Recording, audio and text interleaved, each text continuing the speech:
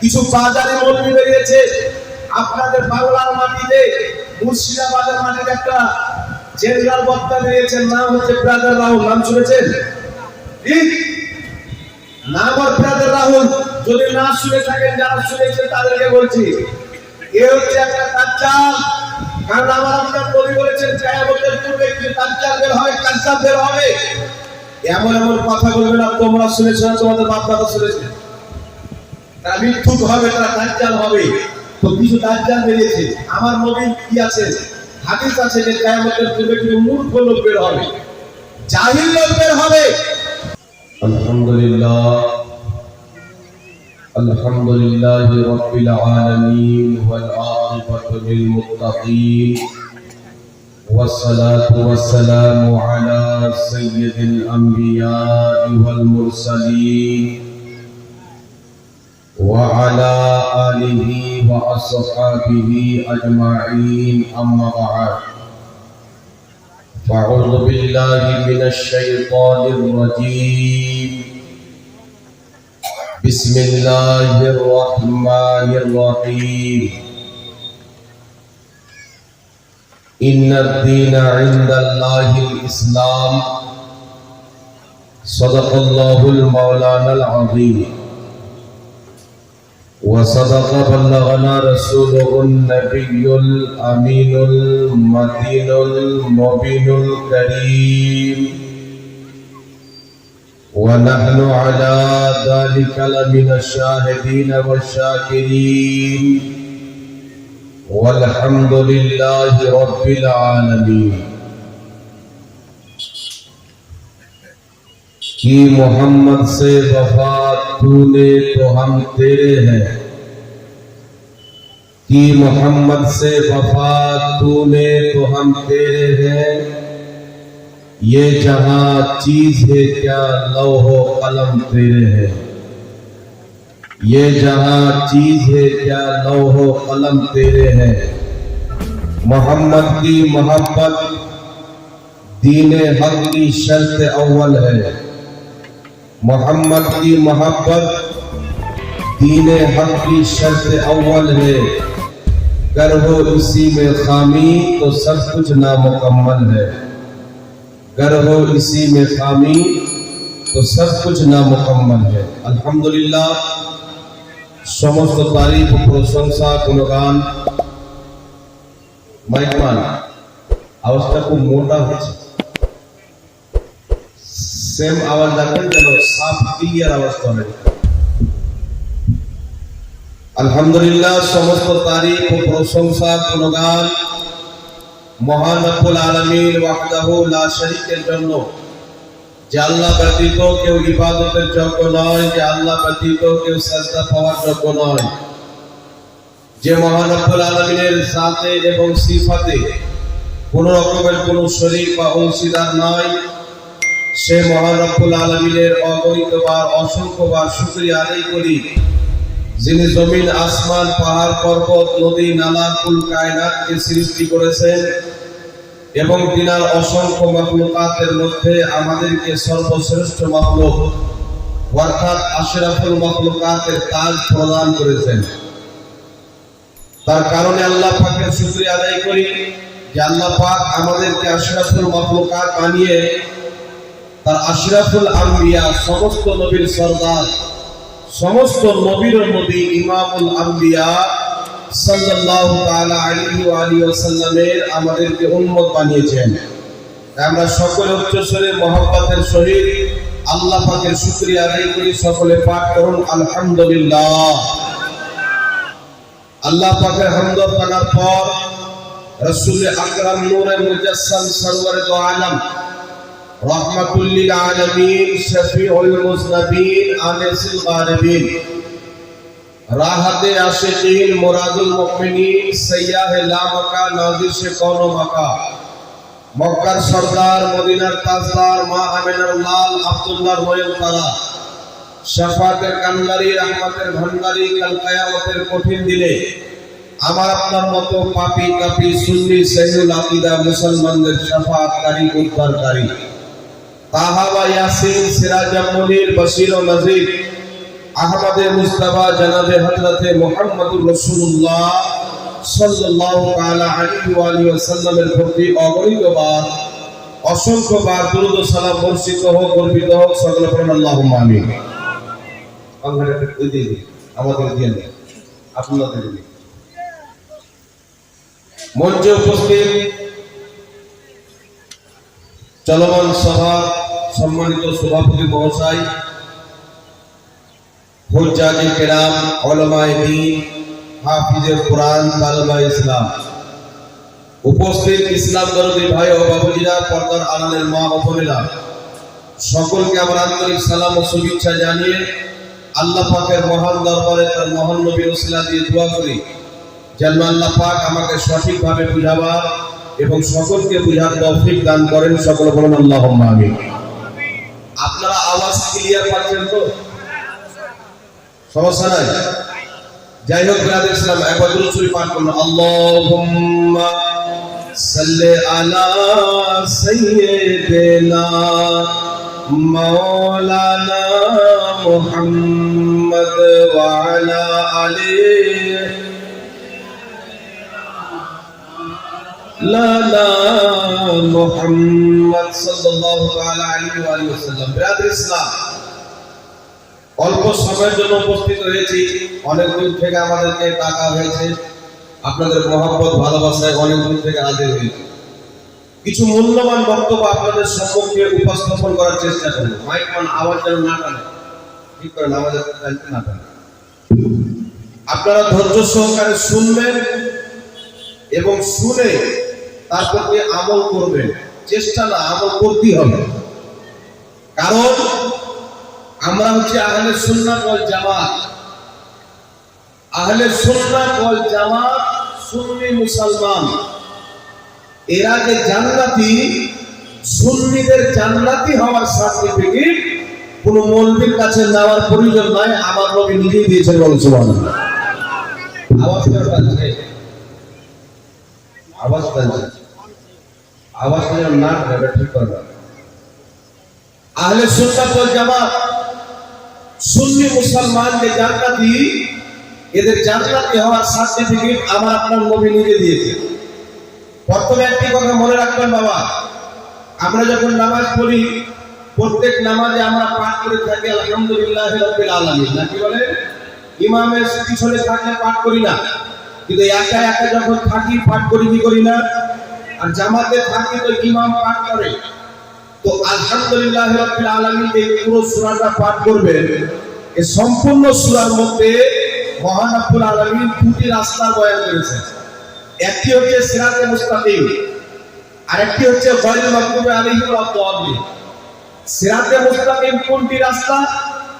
যাদের প্রতি আল্লাহ পাকের পুরস্কার হয়েছে, নিয়ামত হয়েছে, যাদেরকে আল্লাহ পুরস্কৃত বান্দা বানিয়েছেন, তাদের পথটা হচ্ছে সিরাতে মুস্তাকিম, সঠিক পথ।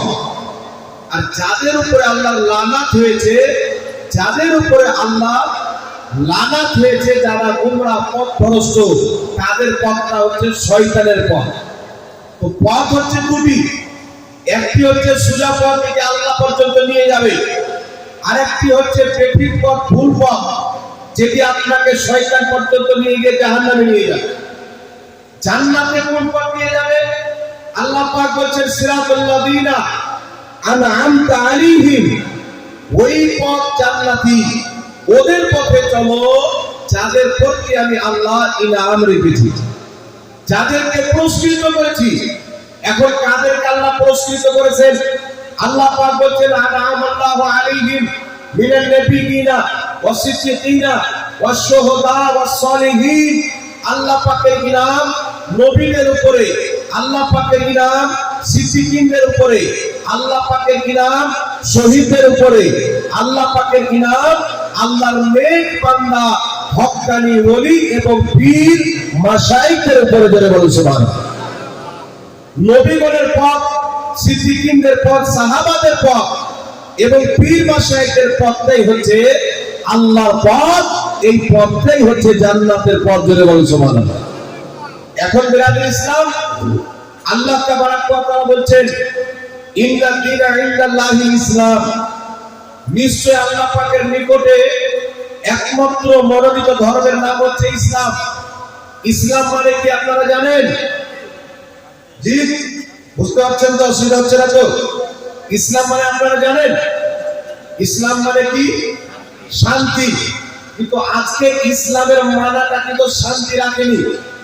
কিছু দাড়ি টুপি পরে ময়দানে মৌলবি নেমেছে, যাদেরকে আমি বলি দাড়ি টুপিওয়ালা মৌলবি না, এরা হচ্ছে দাড়ি টুপিওয়ালা শয়তান। কারণ প্রকাশ্যে যদি শয়তান আসে ধরা পড়ে যাবে, তাই দাড়ি আর টুপি লাগিয়ে আসছে যেন মৌলবি সেজে ধরা না পড়ে, তলে তলে আপনার ঈমান নষ্ট করে চলে যেতে পারে। ইসলাম মানে হচ্ছে শান্তি। আগে একটি কথা বলে রাখবেন, আল্লাহ পাক পবিত্র কোরআন পাকে বলছেন, তোমরা আল্লাহর রশিকে মজবুত করে ধরে নাও, ফিরকাতে বন্টন হয়ে যেও না, দলে দলে বিভক্ত হয়ে যেও না।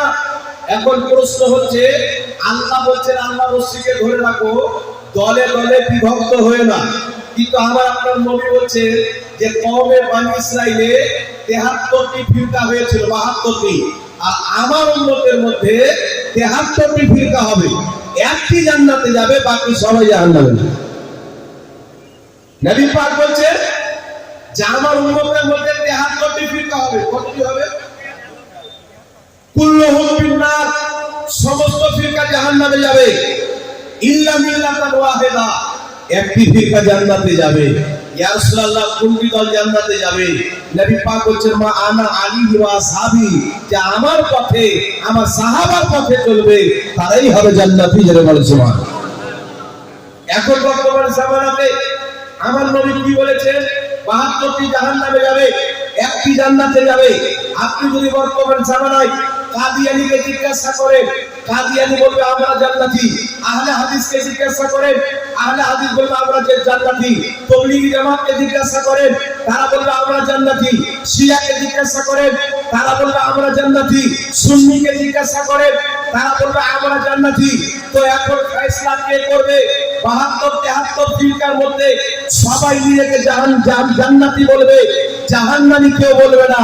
কিন্তু আমার নবী বলছেন 72টি জাহান্নামে যাবে, একটি যাবে জান্নাতে। তাহলে নবীকে জিজ্ঞাসা করেন, হুজুর আহলে হাদিস জান্নাতে যাবে না সুন্নি জান্নাতে যাবে, কাদিয়ানী জান্নাতে যাবে না তাবলীগী জামাত জান্নাতে যাবে, দেওবন্দি জান্নাতে যাবে না রাফজি জান্নাতে যাবে? তো আমার আপনার নবী মুহাম্মদ রাসূলুল্লাহ সাল্লাল্লাহু আলাইহি সাল্লাম বলছেন, এই পৃথিবীর মানুষ শোনো, না আহলে হাদিস জান্নাতে যাবে না তাবলীগী জামাত জান্নাতে যাবে। আমার আপনার নবী নাম নিয়ে বলেছেন আহলে সুন্নাত ওয়াল জামাত, সুন্নি জামাতের মান্যকারী জান্নাতে যাবে। বলো সুবহানাল্লাহ। কে জান্নাতে যাবে? কথা বলতে হবে বাবা। কে জান্নাতে যাবে? সুন্নিরা জান্নাতে যাবে। আহলে সুন্নাত ওয়াল জামাতের সব নাম হচ্ছে সুন্নি। এটা কে জান্নাতি বলেছে? উঠান তাফসীরে ইবনে কাসির, আহলে হাদিসের ইমামের লেখা কিতাব, সেই কিতাবের মধ্যে সহিহ হাদিস রাসূলের পাক বলছেন যে দলটি জান্নাতে যাবে তার নাম হবে আহলে সুন্নাত ওয়াল জামাত। এবং কিয়ামতের ময়দানে কিছু লোক হবে যাদের চেহারা দিয়ে নূর বের হবে, যাদের চেহারা চমকিবে, আর কিছু লোক হবে যাদের চেহারা অন্ধকার হয়ে থাকবে, কালো হয়ে থাকবে। রাসূলের পাককে জিজ্ঞাসা করা হলো, হুজুর কাদের চেহারা দিয়ে নূর বের হবে, কাদের চেহারা অন্ধকার থাকবে? আমার আপনার নবী বলেছেন কিয়ামতের ময়দানে তাদের চেহারা দিয়ে নূর বের হবে। যারা মুহাম্মদ রাসূলুল্লাহ যাদেরকে জান্নাতি বলেছে তাদের নাম হবে, আমার নবী বলছেন, আহলে সুন্নাত ওয়াল জামাত। জোরে হবে না সুবহানাল্লাহ? কিয়ামতে যাদের চেহারা দিয়ে নূর বের হবে, আমার নবী বলছেন ওদের নাম হলো আহলে সুন্নাত ওয়াল জামাত, সুন্নি মুসলমান। আর সুন্নি মুসলমান বাদে আহলে হাদিস হতে পারে, তাবলীগী হতে পারে, এরা সব কোথায় যাবে? এদের চেহারা দিয়ে কালো আপনার অন্ধকার বের হবে, চেহারা কালো হয়ে যাবে। জান্নাতি দল তারা না, জান্নাতি দল হচ্ছে একটি দল, যে দলটির নাম হচ্ছে সুন্নি আহলে সুন্নাত ওয়াল জামাত। জোরে বলুন সুবহানাল্লাহ। এখন বিরাদুল ইসলাম বর্তমান জামানাতে আমরা দেখতে পাচ্ছি আমাদের সমাজে কিছু কিছু জায়গাতে কিছু লোক আছে এখানে আছে না নাই? কথা বলে। এখন আপনাকে বলে দিচ্ছি শুনেন, এই ফিতনা এমন একটি ভয়ঙ্কর ফিতনা, এই ফিতনা আমাদের মসজিদকে ছাড়ে না বাবা। আমাদের মসজিদে দ্বন্দ্ব কে লাগিয়েছে? নামধারী আহলে হাদিস লাগিয়েছে। এই মসজিদে যত নামাজি ছিল কিছুদিন পূর্বে সবাই নাভির নিচে হাত বাঁধতো, আজকে জবরদস্তি টেনে বুকের উপরে নিয়েছে। আমাদের মসজিদে দ্বন্দ্ব আহলে হাদিস লাগিয়েছে, বিশ্বের মসজিদে দ্বন্দ্ব আহলে হাদিস লেগেছে। দাফন করার পর দোয়া করা যাবে না, কবরস্থানে দ্বন্দ্ব আহলে হাদিস লাগিয়েছে। এই পৃথিবীর মাটিতে আমার আপনার নবী বলেছে, আল্লাহ পাক পরবর্তীকার আলামের দিনের ফয়সালা হলো আল ফিতনাতু আশাদ্দু মিনাল কাতাল। যারা ফিতনা সৃষ্টি করে, ফাসাদ সৃষ্টি করে, তাদের গুনাহ হচ্ছে হত্যা করার চাইতেও বেশি। হত্যা করার চাইতেও তাদের গুনাহ বেশি। এই ফিতনা কে চালু করেছে? কিছু বাজারে মৌলবি বেরিয়েছে। আপনাদের বাংলার মাটিতে, মুর্শিদাবাদের মাটিতে একটা জেনারেল বক্তা বেরিয়েছেন, নাম হচ্ছে ব্রাদার রাহুল। নাম শুনেছেন? ঠিক নাম আর ব্রাদার রাহুল। যদি না শুনে থাকেন, যারা শুনেছেন তাদেরকে বলছি, এ হচ্ছে একটা দাজ্জাল। কারণ আমার আপনার নবী বলেছেন কিয়ামতের পূর্বে কি দাজ্জাল বের হবে, কাজ্জাব বের হবে। এমন এমন কথা বলবে না তোমরা শুনেছো না, তোমাদের বাপ দাদা শুনেছে। তারা মিথ্যুক হবে, তারা দাজ্জাল হবে। তো কিছু দাজ্জাল বেরিয়েছে। আমার নবী কি আছে? হাদিস আছে যে কিয়ামতের পূর্বে কিছু মূর্খ লোক বের হবে, জাহিল লোক বের হবে। যারা পেরিয়ে কি করবে? মুসলমানের মধ্যে ফিরকা তৈরি করবে, দ্বন্দ্ব তৈরি করবে। নবী পাক বলছে তাদেরকে নিজে থেকে দূরে রাখিও, নিজেকে তাদের থেকে দূরে রাখিও। বল সুবহানাল্লাহ। কারণ এখানে সবাই জানেন, আপনারা জ্ঞানীগুলি লোক আছে, কোন ব্যক্তির একটা বস্তা আলুকে যদি দু চারটা আলু পচে যায়, তাড়াতাড়ি পচা আলু বের করে ফেলতে হবে কি হবে না? যদি বলে দু চার দিন পর ফেলবো, তাহলে দেখা যাবে 4টা থেকে 10টা হয়ে গেছে। তো এরা হচ্ছে পচা আলু। তেমন আপনার নবী বলেছেন তাদেরকে নিজে থেকে দূরে রাখো, নিজেকে তাদের থেকে দূরে রাখো। যদি তাদেরকে নিজে থেকে দূরে করতে পারো আর নিজেকে তাদের থেকে দূরে রাখতে পারো, আমার নবী বলছে তোমার ঈমান বেঁচে যাবে। জোরে বলুন সুবহানাল্লাহ। এখন প্রশ্ন হচ্ছে বাবা, এখন মানুষের দাবি কি হয়েছে? এখন মানুষের দাবি হচ্ছে কি এখানে হাত বাঁধা। কিছু লোকের দাবি আছে না, কিছু মৌলবি বেরিয়েছে বলছে নাভির নিচে হাত বাঁধার হাদিসগুলো চান, বুকের উপরে হাত বাঁধার হাদিসগুলো সহিহ। আমি 1.5 বছর থেকে চ্যালেঞ্জ করতেছি, এই জমিনের মাটিতে, নীল আকাশের নিচে, সারা পৃথিবীতে কোন নামধারী আহলে হাদিস যদি থাকে, বুকের উপরে হাত বাঁধার একটা সহিহ হাদিস যদি নিতে পারে যে আমার আপনার নবী কোনদিন বুকের উপরে হাত ফেলেছেন, একটা সহিহ হাদিস যদি দিতে পারে, আমি মোহাম্মদ জাহাঙ্গীর আলম রেজভী তাকে 5 লক্ষ টাকা পুরস্কার দেব। সুবহানাল্লাহ। বুঝতে পারেননি মনে হয় আপনার? বুকের উপরে হাত বাঁধার একটা হাদিস, জলনের সিস্টার হোক আর বাংলাদেশের যত ইহুদি মৌলবি আছে, বুকের উপরে হাত বাঁধার কোন সহিহ হাদিস নাই, এটা লিখে দেন। আমি চ্যালেঞ্জ করলাম, কেউ যদি আপনাকে বলে বুকের উপরে হাত বাঁধার সহিহ হাদিস আছে, ওকে বলবেন হাদিসটা দাও, হাদিসটা নিয়ে আমার সাথে যোগাযোগ করবেন। অমুক কিতাব এত নম্বর হাদিস, ওর জালিয়াতি যদি না পাকড়াও করে দিই, তার কারণে বিরাদে ইসলাম ইমাম আযম আবু হানিফা, ইমাম শাফি, ইমাম মালিক, ইমাম আহমদ বিন হাম্বল, 4 মাযহাবের ইমামের মধ্যে কোন এক ইমামেরও এটা মুস্তাকিল ফতোয়া না যে বুকে হাত বাঁধতে হবে। কোন একজন ইমাম বুকে হাত বাঁধাকে গ্রহণ করেনি। জোরে বলুন সুবহানাল্লাহ। কেন গ্রহণ করেনি? একটা রিজন আছে। রিজন হচ্ছে সর্বপ্রথম যে বুকে হাত বাঁধার কোন সহিহ হাদিস নাই। দ্বিতীয় নম্বর হচ্ছে ইহুদিরা যখন ইবাদত করে তো হাত বুকে বাঁধে। বুঝতে পারছেন তো আমার কথা? ইহুদিরা যখন ইবাদত করে এইভাবে হাত বাঁধে, আপনি মোবাইলে চেক করে নেবেন ইহুদিদের উপাসনা। এইভাবে হাত বেলা নামাজ পড়ে। তো আমেরিকা, ইসরায়েলের তৈরিকৃত জামাত আহলে হাদিস মানুষকে ইসলামিক লেবাস রেখে তলে তলে ইহুদি বানাতে চায়। আমরা কি ইহুদি হব? এই জন্য আমরা ইহুদি হব? আবু দাউদ শরীফের মধ্যে হাদিস, হাদিসটা একেবারে জয়ীফ এবং জালও বলা যেতে পারে, কারণ হাদিসটা দুই চার দিক থেকে একেবারে কমপ্লিট জয়ীফ। কেন? আমার আপনার নবী বুকের উপরে কোনোদিন হাত বানেননি, এই মর্মে কোনো সহিহ হাদিস নাই। আমি চ্যালেঞ্জ করে গেলাম, 5 লক্ষ টাকা পুরস্কার দেওয়া হবে যদি কোনো ব্যক্তি প্রমাণ করতে পারে যে আল্লাহর নবী বুকের উপরে হাত ফেলেছেন। আমি তাকে 5 লক্ষ টাকা চ্যালেঞ্জ দেব, পুরস্কার দেবো। বলতে পারবেন তো? কেউ বানে তো ধরে আমার সাথে কল করেন। আর শুনেন, আমরা নাভির নিচে হাত বানি আলহামদুলিল্লাহ। এই নাভির নিচে হাত বানা একটা দুটা না, আমার মতো অধম নাভির নিচে হাত বানার 4টা সহিহ হাদিস দিতে পারে। জোরে বলুন সুবহানাল্লাহ। কটা সহিহ হাদিস দিতে পারে? 4টা। আপনাদের সম্মুখে আমি হাদিস পাঠ করতে লক্ষ্য করে শুনবেন। আর এই চ্যালেঞ্জটা মনে রাখবেন যে বুকের উপরে হাত মারার কোনো সহিহ হাদিস নাই। বুকের উপরে হাত মারা হচ্ছে বিদআত।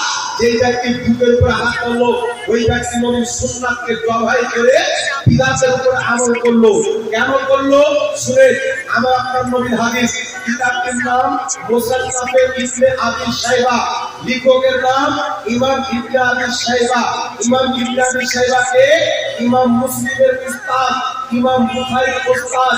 যিনি বুখারী লিখেছেন তিনার শিক্ষক, যিনি মুসলিম লিখেছেন তিনার শিক্ষক।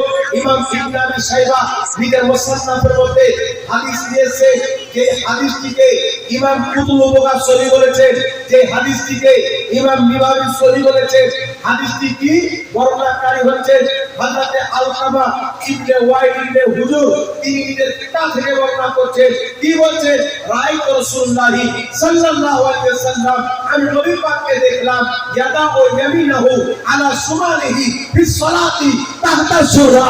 নবী পাক সাল্লাল্লাহু আলাইহি ওয়াসাল্লাম নিজের ডান হাত বাম হাতে রেখে ফিস সালাতি নামাজে তাহতা শুরা নাভির নিচে বলেছেন সুবহানাল্লাহ। আর একটু জোরে হবে সুবহানাল্লাহ। এই হাদিসটা কন্ট্রোলের সহিহ কোন মায়ের লাল হয়নি, জন্মগ্রহণ করে না, করবে না, যে এই হাদিসকে কোন রকমের দুর্বল প্রমাণ করতে পারে। একবার কাচের মতন টানটানো সহিহ আমার নবী নাভির নিচে হাত ফেলেছে। এইবার চলে আসে সাহাবাদের পায়ে হাত টানতে বিশ্ববিখ্যাত ইমাম ইবনে উমর রাহমাতুল্লাহ আলাইহি নিজের কিতাব আত-তামহিদে খণ্ড নম্বর 20 পৃষ্ঠা নম্বর 78 বেইরুত লেবাননের ছাপ। হাদিসটি কি? হাদিসের বর্ণনাকারী উকবা বিন সাহবান রাদিয়াল্লাহু তাআলা আনহু বলেন যে ফাসাল্লি লিরাব্বিকা ওয়ানহার, পবিত্র কোরআন পাকের সূরা কাউসারের উক্ত আয়াতের তাফসীর করতে গিয়ে হযরত আলী বলছেন, কি বলছেন? হযরত আলী বলছেন যে নামাজে হাত বাঁধার নিয়ম হলো তুমি ডান হাত বাম হাতের উপরে রেখে ফিস সালাতি তাহতা শুরা নাভির নিচে বাঁধবেন। জোরে বলুন সুবহানাল্লাহ। এই হাদিসের মধ্যে কোনো রকমের কোনো দুর্বল ভাবি নাই, একবার কন্ট্রোলের সহিহ হাদিস। তাহলে কি বুঝতে পারলাম বাবা? আমাদের নবী কোথায় হাত ধরেছেন? কোথায়? হযরত আলী সাহাবী রাসূল কোথায় হাত ধরেছেন? এইবার চলে আসেন সাহাবা পরে কার মধ্যে আছে তাবেঈন, যারা সাহাবীকে দেখেছেন। বিশ্ববিখ্যাত তাবেঈন হযরত ইব্রাহিম নাখঈ রাদিয়াল্লাহু তাআলা আনহু, তিনার হাদিস মুসান্নাফ ইবনে আবি শাইবা হাদিস নাম্বার 3939। হযরত ইব্রাহিম নাখঈ বলছেন নামাজে হাত বাঁধার নিয়ম হলো ডান হাতকে বাম হাতে রেখে, ডান হাতের কবজি বাম হাতের কবজিতে রেখে ফিস সালাতি তাহতা শুরা নামাজে নাভির নিচে বাঁধতে হবে। জোরে বলুন সুবহানাল্লাহ। তাহলে আমার আপনার নবী নামাজে হাত দিয়েছেন নাভির নিচে, সাহাবায়ে কেরাম হাত দিয়েছেন নাভির নিচে, তাবেঈনগণ হাত দিয়েছেন নাভির নিচে। তাই ইমামে আযম কাশফুল উম্মাহ ইমাম আবু হানিফা রাহমাতুল্লাহ আলাইহি বলছেন, হানাফিদের ইমাম বলছেন, যখন আমার নবী নাভির নিচে হাত বেঁধেছেন, সাহাবা নাভির নিচে হাত বেঁধেছেন, তাবেঈন নাভির নিচে হাত বেঁধেছেন, ইমাম আবু হানিফা বলছেন নবী মুস্তাফা যেই আমল করেছে ওটাই হচ্ছে আমার মাযহাব। বলে বলেন সুবহানাল্লাহ। আরে বলেন তো বাবা, নবী পাক নাভির নিচে হাত বেঁধেছেন সহিহ হাদিসে আছে, আর নবী বুকের উপর হাত বেঁধেছেন জয়ীফ এবং জাল হাদিসে আছে। তাহলে সহিহ হাদিস থাকতে কেউ যদি জয়ীফ এবং জাল হাদিসে আমল করে এটা বৈধ হবে কি অবৈধ হবে? জোরে বলেন। সহি হাদিসকে বাদ দিয়ে কেউ যদি জাল হাদিস আমল করে ও আহলে হাদিস না আহলে খবিস। কে হবে ও? ওই ঈমান চোর হতে পারে কিন্তু আহলে হাদিস হতে পারে না। আর হাদিস মানার নাম যদি আহলে হাদিস থাকে তো সুন্নিরাই হবে আহলে হাদিস। বলেন সুবহানাল্লাহ। আচ্ছা আপনাদেরকে একটা যুক্তি দিচ্ছি বাবা, একটু লক্ষ্য করে শুনবেন। কোরআন মোতাবেক হাদিস মোতাবেক ইমামে আযম আবু হানিফা কমবেশ 17 জন সাহাবাকে দেখেছেন। কতজন? 17 জন। আচ্ছা সাহাবার নামাজ কি খারাপ হতে পারে? খারাপ হতে পারে কি? নবী পাক বলছেন তোমরা এমন ভাবে নামাজ পড়ো যেমন আমাকে পড়তে দেখছো। তো সাহাবায়ে কেরাম যেমন নবী পাককে দেখেছে তেমনই নামাজ পড়েছে। আর ইমামে আযম আবু হানিফা 17 জনের চাইতে বেশি সাহাবাকে দেখেছে। ইমামে আযম আবু হানিফা দেখছেন আল্লাহর নবীর সাহাবী নাভির নিচে হাত বাঁধছে। তো ইমামে আযম আবু হানিফা পৃথিবীকে শিক্ষা দিলেন যেহেতু নবীর হাদিস পাওয়া যায় নাভির নিচে হাত পেরেছে, সাহাবায়ে কেরামকে চোখে দেখলাম নাভির নিচে হাত পেরেছে, যেটা নবীর মাযহাব যেটা সাহাবার মাযহাব ওটাই হচ্ছে আমি আবু হানিফার মাযহাব। জোরে বলুন সুবহানাল্লাহ। তাহলে হানাফি মাযহাব ভুল হলো না সঠিক হলো? যারা ভুল মনে করে যায় তারা জাল হাদিস আমল করতে যায়, কিন্তু আল্লাহ শুকরিয়া আদায় করে আমরা হানাফি হয়েছি সহি হাদিস আমল করার জন্য। বলুন সুবহানাল্লাহ। তার কারণে কেউ যদি বুকের উপরে হাত মারে ওকে ধরবে আর ওকে বলবে যে বুকের উপরে হাত মারার সহি হাদিসটা দে, পারবেন তো বলতে? হ্যাঁ ওকে বলে হাদিস দে, তারপর বুকের উপরে হাত মার। আর দুই হাত কেটে মসজিদের গেটের উপরে দিতে হবে। পারবেন তো? কত মায়ের দুধ পান করেছে দেখে নিন। জি ক্ষমতা হবে না। এই কাকুল্লাহ কোন কথা যারা মসজিদে বসে আছে আব্দুল্লাহ মসজিদ দালাল, এই দালাল পর্যন্ত কোনো হাদিস দিতে পারে না যে আমার নবী বুকে হাত ধরেছে। একটাও সহি হাদিস দেওয়ার ক্ষমতা নেই। বলেন সুবহানাল্লাহ। নবীর দিকে হাত ধরার হাদিস দিয়ে দাবত করতে পারবো দাবত।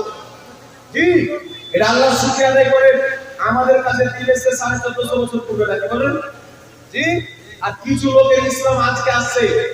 আমাদের যে ইসলাম আমাদের ইসলামের ওলি আমাদের নবীর উপর অবতীর্ণ হয়েছে। আর কিছু ডিজিটাল মুসলমান বেরিয়েছে হাত টানবে এখানে নামাজের পর ভেড়ার মতো চিল্লাবে আমিন বলে। এরকম লোক নাই? এদের ইসলাম এতদিন কোথায় ছিল? 5 বছর পূর্বে কোথায় ছিল? 50 বছর পূর্বে কোথায় ছিল? এখানে হাজী সাহেবকে জিজ্ঞাসা করে যে আপনারা যখন ছোট ছিলেন 10-12 বছরের তখন কেউ কি এখানে হাত বাঁধতো? বলো না। কেউ জোরে আমিন বলতেন না? তাহলে জোরে আমিন বলার ইসলাম এখানে হাত ধরার ইসলাম কোথায় থেকে আসলো? একটি কথা মনে রাখবে, জোরে আমিন বলা কেউ যদি ফরজ মনে করে বলে জোরে আমিন বলা হারাম হয়ে যাবে। বুকের উপরে হাত মারা ফরজ মনে করে নাই, বুকের উপরে হাত মারা হারাম হয়ে যাবে। কিন্তু আলহামদুলিল্লাহ আমরা নাভির নিচে হাত মারা ফরজ মনে করি না, ওয়াজিব মনে করি না। আমার নবীর সহিহ হাদিস দ্বারা প্রমাণিত, সাহাবার আমল দ্বারা প্রমাণিত আমরা সুন্নাতে মুস্তাফা মনে করি, সুন্নাতে সাহাবা মনে করি। বলুন সুবহানাল্লাহ। আর কেন আমরা আমল করি? কারণ আমার নবী বলেছেন আলাইকুম বিসুন্নতি ওয়া সুন্নাতি খুলাফায়ে রাশিদিন আল মাহদিয়িন। আমার সুন্নাত আমার খলিফাদের সুন্নাত আঁকড়ে ধরে রাখিও। আপনারা সবাই জানেন হযরত আলী হচ্ছেন 4 নম্বর খলিফা, নাকি বলেন? জোরে বলেন। আর আমার নবী বলেছেন 73 টির মধ্যে 72টি জাহান্নামে, একটি জান্নাতে। মা আনা আলাইহি ওয়া আসহাবি, যে আমার তরিকাতে চলবে আমার সাহাবার তরিকাতে চলবে তারাই হবে জান্নাতি। নাভির নিচে হাত বানা নবীর তরিকা, নাভির নিচে হাত বানা সাহাবার তরিকা, বুকের উপরে হাত বানা ইহুদির তরিকা। তো বুঝা গেল যারা নবী এবং সাহাবার তরিকা নেবে তারাই হবে জান্নাতি। জোরে বলুন সুবহানাল্লাহ। তাহলে আমরা নাভির নিচে হাত ধরে লাভবান না লস হইতে পারি? আমরা লস। যারা বুকের উপরে হাত বাঁধছে এদের ইসলাম এদের ওলি আসছে ওই রাহুলের উপরে আর জাকির নাইকের উপরে। দোস্তার ছেলেরা ভগবান বানিয়ে নিয়েছে। এদের মধ্যে বক্তব্য দিচ্ছে যে আমাদের নবীও ভুল করেছে, কিন্তু জাকির নাইকের কোনো ভুল নাই। চিন্তা করছেন কোথায় গিয়েছে? নিজের নবীকে খালি নবী বলেনি, মর্যাদা দিয়ে ফেলেছে। নবীর চাইতে বড় মর্যাদা দিয়েছে। বলে আল্লাহর নবী সাল্লাল্লাহু আলাইহি ওয়াসাল্লাম ভুল করেছে, সাহাবারা ভুল করেছে, কিন্তু জাকির নাইকের ভুল নাই। নাউযুবিল্লাহ বলুন না। একই জোরে হবে না নাউযুবিল্লাহ? আচ্ছা এবার চলে আসে হাত বানার হাদিস পেলেন কি পেলেন না নাবির নিচে? জি কেউ যদি আপনাকে ডিস্টার্ব করে হাদিসটা আমাদের কাছে যাচাই করে নিন। কারণ কোন ব্যক্তিকে যদি ডক্টর কোনো কিছু ওষুধ লিখে দেয় বা কোনো ব্যায়াম হয়েছে, ডক্টর তাকে লিখিত আকারে দিল, তাহলে তার কর্তব্য যারা শিক্ষিত ব্যক্তি বুঝে তাদেরকে দেখে নিবে, একটু চেক করে নিবে, একটু চেক আপ করে নিবে। তার কারণে যে বুকের উপরে হাত মারার হাদিস দিবে, হাদিসটা আমাদেরকে পাঠিয়ে দেবে, আমরা পাঠানো যায় পুরো অপারেশন পোস্টমর্টম করে টিকিট আপনাকে পাঠিয়ে দেবে। আপনি স্পেশাল বুঝে যাবেন যে বুকের উপরে হাত মারার কোনো সহি হাদিস নাই, তবে যার হাদিসকে আহলে হাদিসরা সহি বানিয়ে রেখেছে, সহি হাদিসকে সহি বানিয়ে রেখেছে। কিন্তু আল্লাহর নবী যে নাভির নিচে হাত ধরেছে, এই হাদিস আমরা বানাইনি, আমার নবী মুস্তাফা নিজেই বানিয়েছে। বলুন সুবহানাল্লাহ। এবার দ্বিতীয় নম্বর চলে আসছে নবী ইসলাম। হাত মারা হলো, আমি আমরা আসতে বললে জোরে জোরে বলে, আসতে না জোরে, কিছু জোরে বলাও আছে না। একটি কথা বলে রাখবেন, বুখারীর হাওয়ালা দেয় আপনার জনকের সিস্টার রাহুল বুখারী শরীফের হাওয়ালা দিচ্ছে যে বুখারীতে হাদিস আছে সাহাবারা এত জোরে আমিন বলতে যে মসজিদে করে ঘুম ঘুম করে আওয়াজ হতো। এটা আমার চ্যালেঞ্জ থাকলো, বুখারীর একটা হাদিস দেখাও সহিহ হাদিস যে হাদিসে আছে যে নবী পাকের জামানায় আমিন জোরে বলেছেন। বুখারীতে জোরে আমিন বলার হাদিস নাই। বুখারীতে কি আছে? নবী পাক বলেছে যখন ওয়ালা দলিল পাঠ করা হবে কুলু আমিন, তখন তোমরা আমিন বলো। আমিন আমরা বলে কি বলি না? এখানে তো নবী বলেন জোরে বলো, এখানে এটাও বলেন যে আস্তে বলো। তাহলে আপনারা আস্তে কেন বলছেন, আপনারা জোরে কেন বলছেন? জোরে বলার একটা কারণ আছে, আস্তে বলার একটা কারণ আছে। আগে জোরে বলার কারণ বলবো। আমার নবী বলছেন শুনো, নামাজে যখন ওয়ালা দলিল পাঠ করা হবে তোমরা আমিন বলো। ওই সময়তে ফেরেশতারা আমিন বলে থাকে, তোমাদের আমিন যদি ফেরেশতার আমিনের সমতুল্য হয়ে যায়, ফেরেশতার আমিনের মতন হয়ে যায়, তাহলে আল্লাহ তোমাদের মাগফিরাত করে দেবে। এখন আপনারা বলেন তো ফেরেশতাদের আমিন জোরে হয় না আস্তে? জি জোরে না আস্তে? তাহলে যারা জোরে আমিন বলে তাদের আমিন কি ফেরেশতার সাথে মিললো? না যারা আস্তে আমিন বলে তাদের মিললো? যারা আস্তে আমিন বলে তাদের গুনাহ মাফ করতে, যারা জোরে বলে তাদের হয় না। আরেকটা হাদিস শুনেন, আমার নবী জোরে আমিন বলেছে, হাসান হাদিস আছে। কেন বলেছে? আমার নবী এই জন্য বলেছে, ইমাম বাকরউদ্দিন আইনি বুখারী শরীফের সারা উমদাতুল কারীর মধ্যে লিখেছে আমার নবী একবার আমিন জোরে বলার রিজন ছিল, কারণ ছিল যেন সাহাবায়ে কেরাম জেনে নেয় যে ওয়ালা দলিলের পরে আমিন বলতে হয়। শিক্ষা দেওয়ার জন্য আমার নবী একবার আমিন বললে জোরে, তারপরে সারা জীবন আমার আপনার নবী আস্তে আমিন বলেছেন, সাহাবা আস্তে আমিন বলেছেন, তাবী আস্তে আমিন বলেছেন, ফুকাহা ও মুহাদ্দিস আস্তে আমিন বলেছেন। এখন দলিলটি চিনিয়ে যান, হাদিসটি তিরমিজি শরীফের মধ্যে, হাদিসটি হাকিম আল মুস্তাদরাকের মধ্যে, হাদিসটি মুসনাদ আহমদের মধ্যে, যে হাদিসটিকে 10 লক্ষ হাদিসের হাফিজ ইমাম আহমদ বলেছেন হাদিসটি সহিহ, যে হাদিসটিকে ইমাম হাকিম রাহমাতুল্লাহ আলাইহি উল্লেখ করে বলেছেন হাদিসটি সহিহ। হাদিসটি কি? হাদিসের বর্ণনাকারী হযরত আল্লামা ইবনে ওয়াইল ইবনে হুজুর নিজের কিতাব থেকে বর্ণনা করছেন।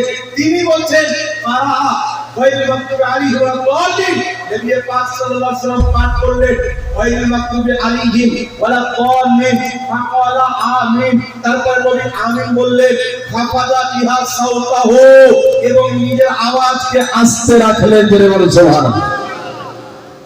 নবী ওয়ালা দাল্লিন বললেন কিন্তু নিজের আওয়াজকে আস্তে রাখলেন। একাধিক সহিহ হাদিস। আপনারা বলেন তো নবীর যেটা প্র্যাকটিক্যাল আমল ওটা সুন্নাত হবে না শিক্ষা দেওয়ার জন্য যেটা বলেছে ওটা সুন্নাত হবে? জোরে বলেন কোনটা সুন্নাত হবে? যে আমল নবী করেছে ওটা সুন্নাত, যেটা শিক্ষা দেওয়ার জন্য করেছে ওটা সুন্নাত হয় না। তার কারণে 700 জন ফুকাহা ফাতাওয়া হিন্দিয়ার মধ্যে বলেছে আস্তে আমিন বলাটাই হচ্ছে নবী মুস্তাফার সুন্নাত। জোরে বলেন সুবহানাল্লাহ। তার কারণে হযরত আলী রাদিয়াল্লাহু তাআলা আনহু বলেছে চারটি জিনিস নীরবে বলতে হয় নামাজে। কয়টি জিনিস? চারটা জিনিস নীরবে বলতে হয়। একটা হচ্ছে আউযু বিল্লাহ, নীরবে বলতে হবে। বিসমিল্লাহ, নীরবে বলতে হবে। রব্বানা লাকাল হামদ, নীরবে বলতে হবে। আমিন, নীরবে বলতে হবে। জোরে বলেন সুবহানাল্লাহ। এটা সাহাবা থেকে একাধিক হাদিস রয়েছে, তাবী থেকে একাধিক হাদিস রয়েছে, অনেক হাদিস দ্বারা প্রমাণিত আস্তে আমিন বলা নবীর সুন্নাত। জোরে যেখানে বলা হয়েছে সাহাবাকে শিক্ষা দেওয়ার জন্য, জোরে বলে সুবহানাল্লাহ। আর সাহাবা এত জোরে আমি বলতে না যে মসজিদ গুনগুন করবে। একটু আমাকে লক্ষ্য করেন বাবা, আমার আপনার নবী সাল্লাল্লাহু আলাইহি সাল্লাম বসে আছেন, সাহাবায়ে কেরাম বসে আছেন। একজন সাহাবী নিজের কানে কম শুনছেন। কি শুনছেন? এই মেয়েটা এখানে কি করছেন? ওকে কিন্তু সরিয়ে নিয়ে যান, যান আপনি জানেন, আল্লাহ ভালো।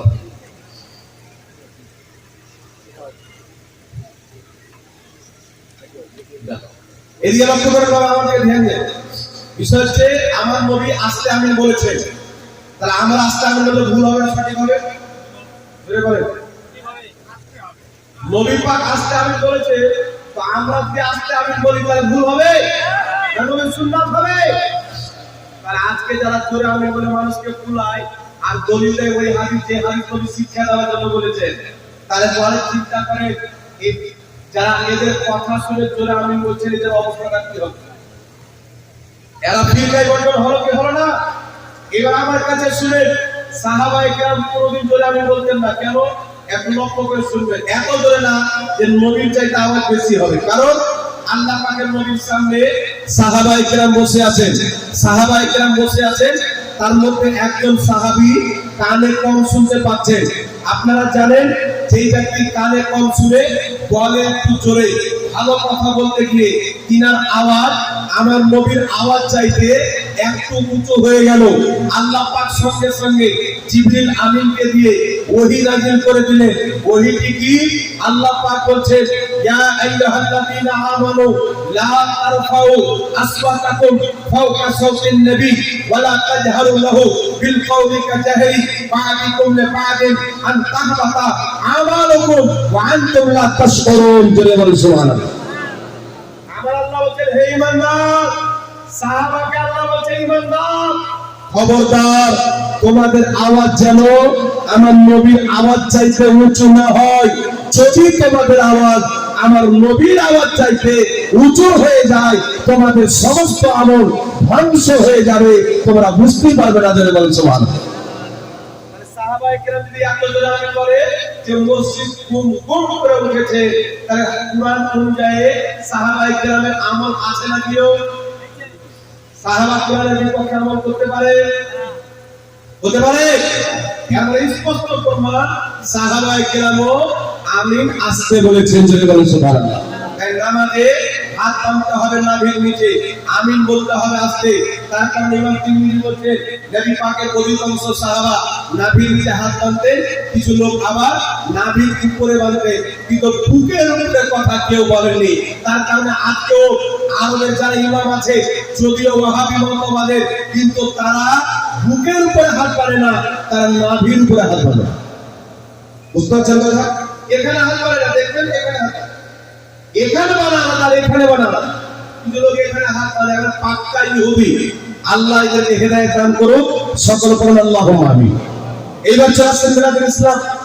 নামাজে আমরা পাঠ করি, নামাজের মধ্যে কিছু লোক বলে যে নামাজের মধ্যে যদি ইমামের পিছনে সূরা ফাতিহা না পড়া হয় তাহলে নামাজ হবে না। দলিল কি? বুখারী শরীফের হাদিস। রাসূলের পাক বলেছেন, যেই ব্যক্তি সূরা ফাতিহা পড়লো না তার নামাজ হলো না। আমাদের হানাফি ভাইরা ইমামের পিছনে সূরা ফাতিহা পড়ে না, নবীর হাদিস অনুযায়ী তাদের নামাজ হয় না। এই কথা আসে না? বলে বলে কিছু লোক বলে কি বলে না, ইউটিউবে বক্তব্য শুনে মানুষ ইমান বিক্রি করে দিচ্ছে, এটা কিয়ামতের আলামত। কিন্তু শুনেন, আমার আপনার নবী সাল্লাল্লাহু আলাইহি ওয়াসাল্লাম কি বলেছেন? বুখারীর হাদিস, যে ব্যক্তি সূরা ফাতিহা পড়লো না তার নামাজ হলো না। তো খালি বুখারীর হাদিস পড়লে হবে না। তারপর আমার আপনার নবী, দয়ার নবী, মায়ার নবী, তিনি বলছেন, হাদিসের কিতাবের নাম হচ্ছে সুনানুন নাসাই, অর্থাৎ নাসাই শরীফ, ইবনে মাজাহ শরীফ, দুই কিতাবের মধ্যে হাদিস। ক্বালা রাসূলুল্লাহ সাল্লাল্লাহু আলাইহি ওয়াসাল্লাম, ইন্নামা জুইলাল ইমামু লিয়ুতাম্মা বিহি ফাইদা কাব্বারা ফাকাব্বিরু ফাইদা কারা ফানসিকু। আমার নবী আপনার নবী দয়াল নবী মায়ার নবী বলছে যে হাদিসটা একটা টনটনে সহি, আলবানী পর্যন্ত সহি বলেছেন। নবী পাক বলছেন ইন্নামা জুইলাল ইমামু লিয়ুতাম্মা বিহি, ইমাম এই জন্য নিযুক্ত করা হয় যে ইমামের ইত্তিবা করতে হবে, তার অনুসরণ করতে হবে। আমার দয়াল নবী মায়ার নবী বলছেন ফাইদা কাব্বারা, ইমাম যখন তাকবীর বলবে ফাকাব্বিরু, তোমরাও তাকবীর বলো।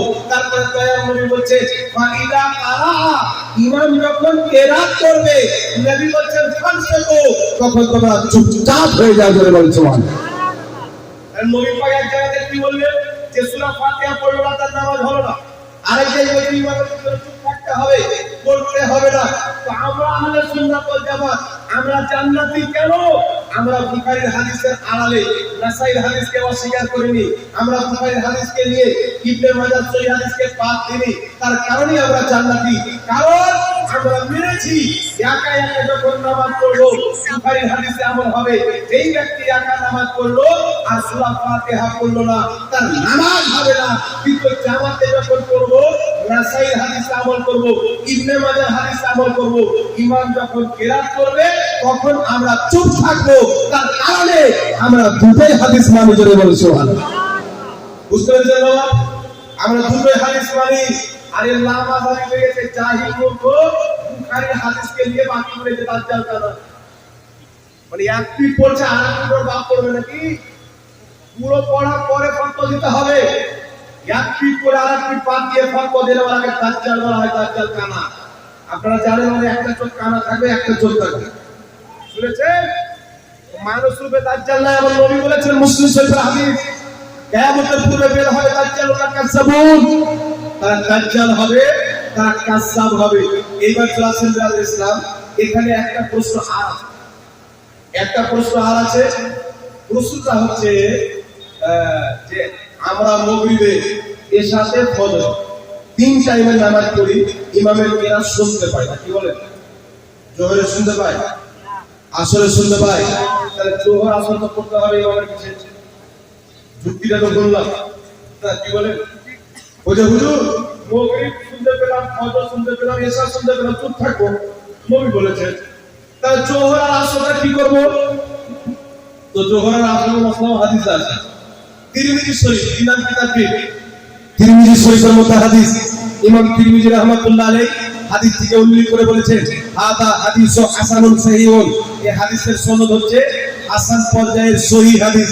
হাদিসটি কি? হযরত জাবির ইবনে আব্দুল্লাহ রাদিয়াল্লাহু তাআলা আনহু বিশ্ববিখ্যাত সাহাবী বলছেন লা সালাতি, ওই ব্যক্তির নামাজ হলো না যেই ব্যক্তি সূরা ফাতিহা পড়লো না। হযরত জাবির বলছে যেই ব্যক্তি সূরা ফাতিহা পড়লো না, লা সালাত, তার নামাজ হলো না, ইল্লা আইয়াকুনা ওয়া রাআল ইমাম, কিন্তু ইমামের পিছে থাকলে পড়তে হবে না। জোরে বলেন সুবহানাল্লাহ। হযরত জাবির ইবনে আব্দুল্লাহ বলছেন সহিহ হাদিস, যেই ব্যক্তি সূরা ফাতিহা পড়লো না তার নামাজ হলো না, কিন্তু ইমামের পিছনে পড়তে হবে না। আপনারা বলেন তো জোহর এবং আসরের টাইমে ইমামের পিছনে থাকেন না আগে? ইমামের পিছে থাকা হয় না আগে? পাঁচ ওয়াক্তের নামাজে ইমামের পিছে, পাঁচ ওয়াক্তের নামাজে ইমামের পিছনে কিরাত করা চলবে না। জোরে বলেন সুবহানাল্লাহ। আরেকটা যুক্তি আছে, এই লামাযারি হারাম করে আরেকটা যুক্তি দেয়। যুক্তিটা কি দেয়? এদের যুক্তি হচ্ছে যে একজন ছেলে কি সবারই প্রাণ করে, তো ইমাম সাহেব কিরাত করলো তো সবারই কি করে হলো? তো যুক্তির জবাব যুক্তি দিয়ে, নাকি বলেন?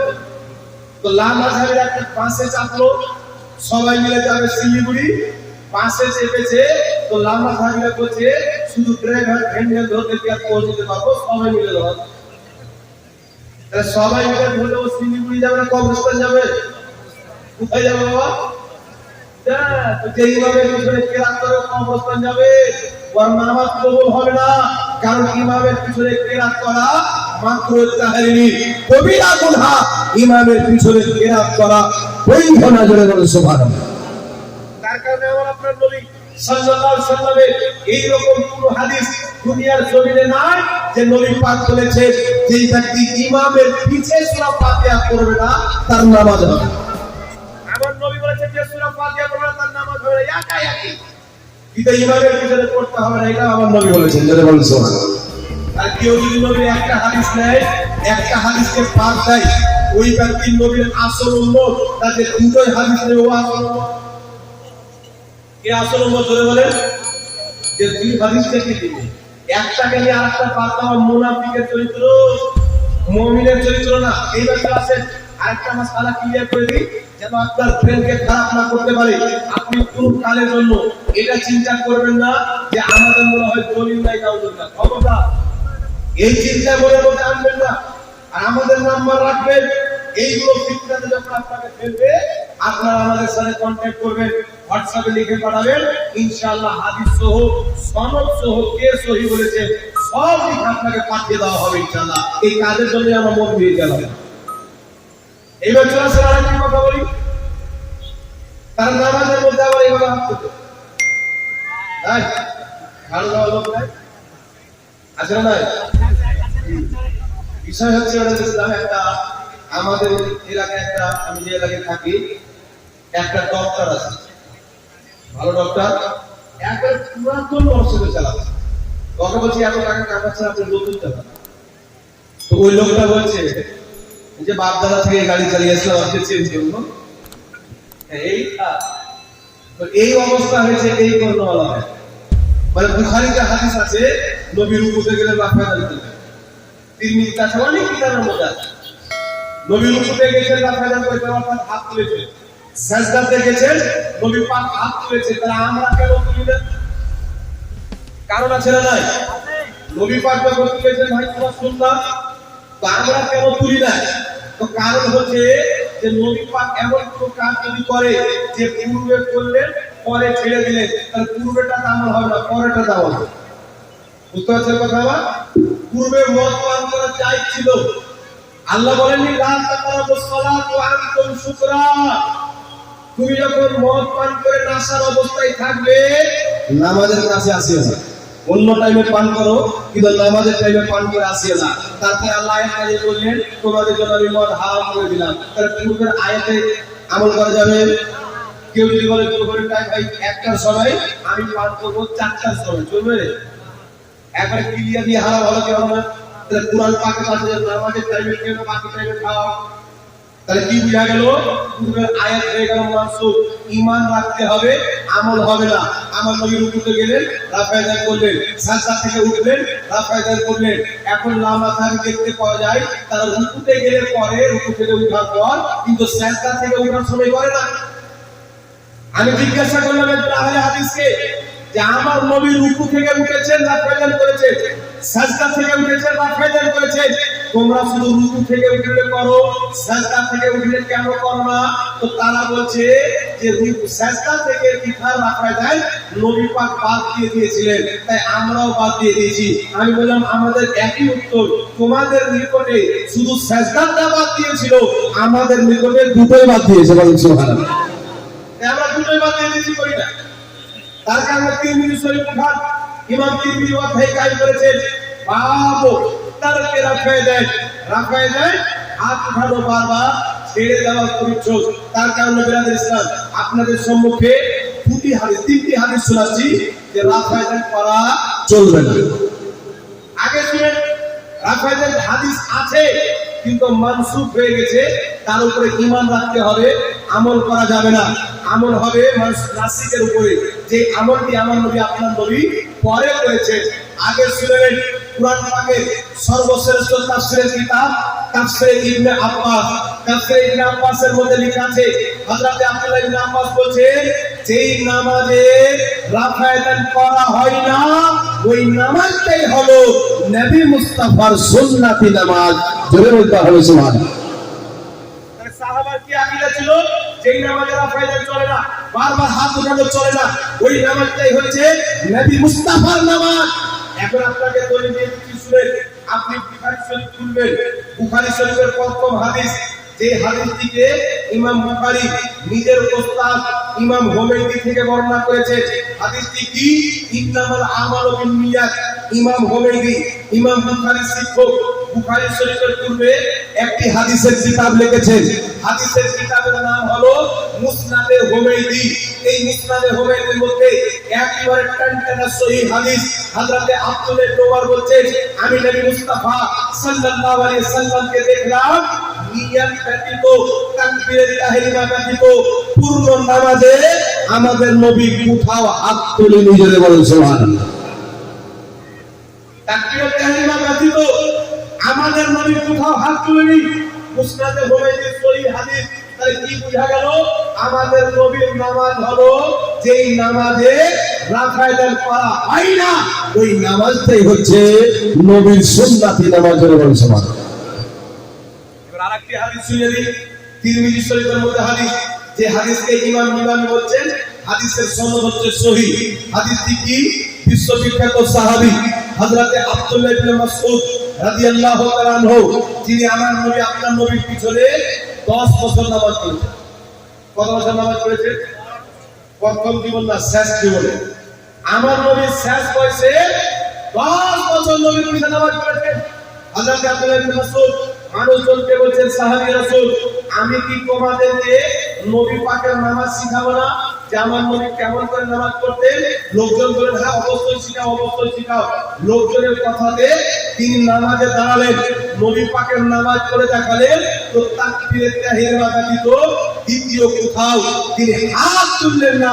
না রুকু থেকে ওঠার পর, না সাজদা থেকে ওঠার পর আব্দুল্লাহ ইবনে মাসউদ প্রমাণ করে দিলেন নবীর সুন্নতি নামাজ হলো যেই নামাজে রাফায়েদান করা হয় না। জোরে বলুন সুবহানাল্লাহ। এবার কি আছে?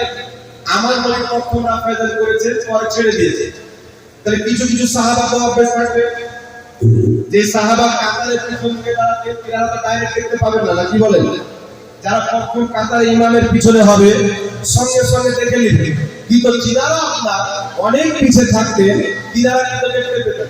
তো কিছু সাহাবা রাফায়েদান করতে আছেন, আমার নবী হুজরা থেকে বেরিয়েছেন, বের হওয়ার পরে দেখছেন কিছু সাহাবী বারবার রাফায়েদান করছেন। আমার নবী দেখা করে বলছেন, আবু দাউদের সহিহ হাদিস, আমার নবী বলছেন, মানি আরাকুম রাফি আইদিকুম কান্নাহা আযলাবু খাইলি শুমসিন উসকুনু ফি সালাত। আমার আপনার নবী বলছেন, সাহাবী দুষ্টু ঘোড়ার লেজের মতন বারবার রাফায়েদান কেন করছো? নবী পাক বলছেন, রাফায়েদান করিও না, উসকুনু ফি সালাত, শান্ত সুস্থ ভাবে বিনা রাফায়েদানের নামাজ পড়ো। জোরে বলুন সুবহানাল্লাহ। আমার নবী মানা করেছেন, আমারটা থাকলো বাবা, জোরে বলেন আমারটা থাকলো। তার কারণে হানাফি মাযহাবে রাফায়েদান করা মানসুখ হয়ে গেছে, রাফায়েদান করা রহিত হয়ে গেছে। বর্তমানে যে নামাজ সুন্নাত মোতাবেক হবে, নবীর শেষ জীবনের নামাজ, একবারে তাকবীর তাহরিমা ছাড়া অন্য কোথাও হাত তোলা যাবে? জোরে বলেন যাবে? যাবে না। তাহলে কি বুঝতে পারলাম? নামাজে হাত বাঁধতে হবে নাভির নিচে, আমিন বলতে হবে আস্তে, রাফায়েদান করা চলবে না। আরেকটা মাসলা ক্লিয়ার করে দিতে চাই, মাসলাটা হচ্ছে যে নামাজের পরে হাত তুলে দোয়া করা যাবে না। বুঝতে পারছেন? এই নিয়ে কিছু গাঁজাখোর বলতে পেরেছে, এ আমার দোয়া নিয়ে টানাটানি, এই যত দোয়া নিয়ে টানাটানি করে, এরা যদি বেনামাজিকে নিয়ে টানাটানি করতো তো 10টা লোক নামাজ হতো। কিন্তু এরা কি করছে? দোয়া নিয়ে টানাটানি। আমার আল্লাহ বলছেন, উদউনি আস্তাজিব লাকুম, বান্দা তোমরা আমার কাছে দোয়া চাও, আমি কবুল করব। আর যারা আমার ইবাদত থেকে দোয়া থেকে মুখকে ফিরিয়ে দেয়, আল্লাহ বলছেন অবিলম্বে তারা জাহান্নামে যাবে এবং লজ্জিত হবে। জোরে বলুন সুবহানাল্লাহ। তাহলে যেখানে দোয়া হলো নামাজের পর, আর যেই ব্যক্তি দোয়া করলো না, নামাজের পর হোক, দাফনের পর হোক, জানাজার পর হোক, জালসাতে হোক, সবাই দোয়া করলো, যেই ব্যক্তি দোয়াকে খারাপ করে দোয়া করলো না, ওই ব্যক্তি অবিলম্বে আল্লাহ কোরআন অনুযায়ী জাহান্নামে যাবে এবং সবার সামনে আল্লাহ তাকে লজ্জিত করবে। আমরা কি লজ্জিত হতে চাই? আমরা কি জাহান্নাম যেতে চাই? না। তার কারণে বেরাদের ইসলাম, আল্লাহর দরবার সব সময় খোলা, বান্দা সব সময় আল্লাহর কাছে চাইবে। জোরে বলুন সুবহানাল্লাহ। এবার ক্লাসে বেরাদের ইসলাম, আপনাদের সম্মুখে আমি 3টি দলিল দিই। ফরজ নামাজের পরে দোয়া করা। আল্লাহ কোরআন পাকে বলছেন, ফাইদা ফারাগতা ফানসাব, যখন তুমি নামাজ থেকে ফারিগ হবে দোয়াতে পরিশ্রম করো। এই আয়াতের তাফসিরে জালালাইন খুলেন, তাফসীর তাবারি খুলেন, তাফসীর ইবনে আব্বাসের মধ্যে লেখা আছে, অর্থাৎ আল্লাহ বলেছে যখন তুমি ফরজ নামাজ শেষ করবে তখন দোয়াতে পরিশ্রম করবে, বলেন সুবহানাল্লাহ। আল্লাহ নামাজ পড়তে বলেছেন, নামাজ পড়লাম, আর দোয়া করতে বলেছেন, দোয়াটা করলাম না, তো আল্লাহর হুকুম পরিপূর্ণ মানা হলো? মানা হলো? হলো না। তার কারণে আমার আপনার নবী ইমাম বুখারী রাহমাতুল্লাহ আলাইহি নিজের কিতাব তারিখুল কবীরের মধ্যে লিখেছেন, আম্মা জানা আয়েশা সিদ্দিকা রাদিয়াল্লাহু তাআলা আনহা বলেন, দয়ার নবী মায়ার নবী প্রত্যেক ফরজ নামাজের পর দোয়া করতেন, বলে বলেন সুবহানাল্লাহ। কিতাবুল দুআদের মধ্যে সহিহ হাদিস, সাহাবী রাসূল বলছেন, নবী পাক সাল্লাল্লাহু আলাইহি সাল্লাম নামাজের সালাম ফিরালেন, সঙ্গে সঙ্গে চেহারা মুক্তাদির দিকে করলেন, তারপর আল্লাহর নবী রাফায়ে দেহে নিজের দুইখানা হাত আল্লাহর দরবারে উত্তোলন করে দোয়া করলেন, বলে বলেন সুবহানাল্লাহ। এখন প্রশ্ন হচ্ছে, নবী দোয়া করেছে, হাত তুলে দোয়া করেছেন, প্রমাণ হয়ে গেল, কিন্তু সবাই মিলে দোয়া করেছেন হাদিস আছে নাকি? বলেন একবার দুরূদ শরীফ পড়েন, আল্লাহুম্মা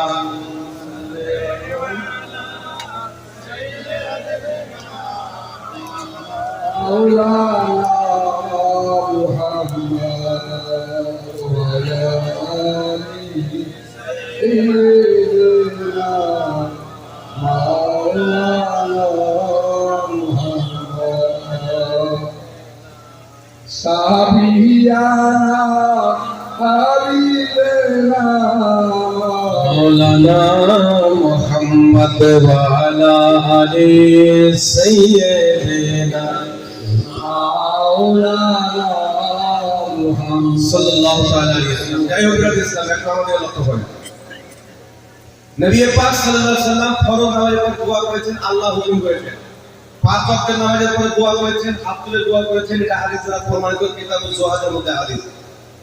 এখন আরেকটি কথা হচ্ছে যে সম্মিলিত দোয়া করা যাবে কি যাবে না?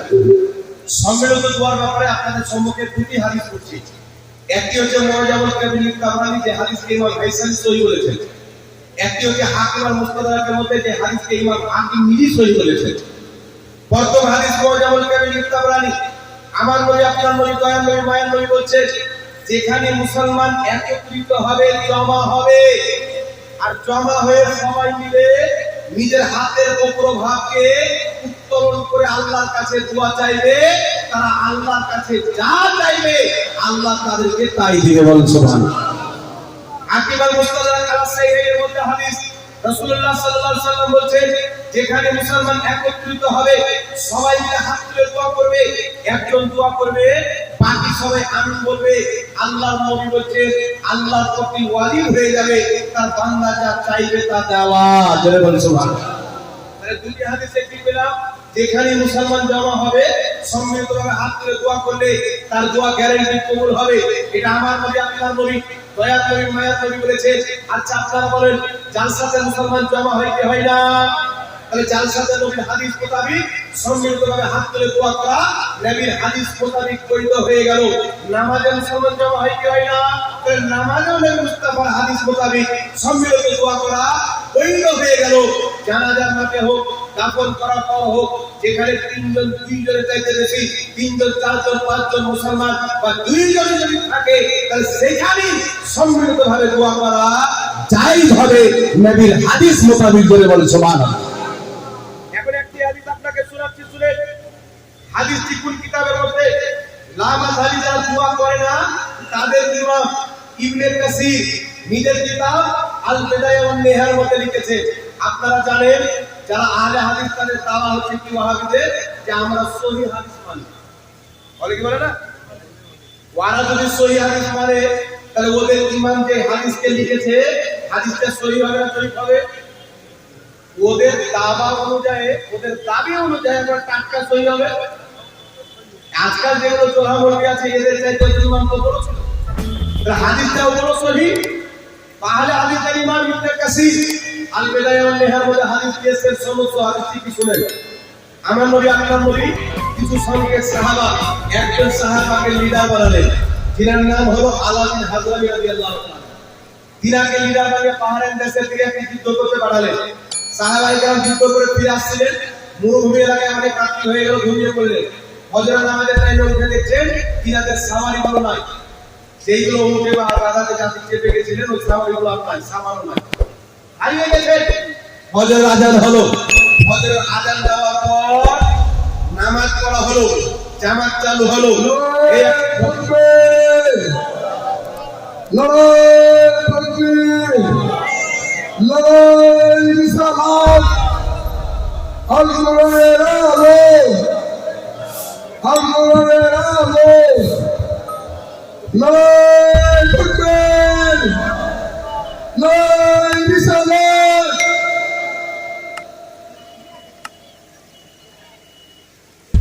নারে তাকবীর, নারে রিসালাত, উলামায়ে আহলে সুন্নাত, মাসলাকে আহলে সুন্নাত ওয়াল জামাত, नारे तकबीर, पीर का दामन, पीर का दामन, हुजूर साहिबे सज्जादा, नारे तकबीर।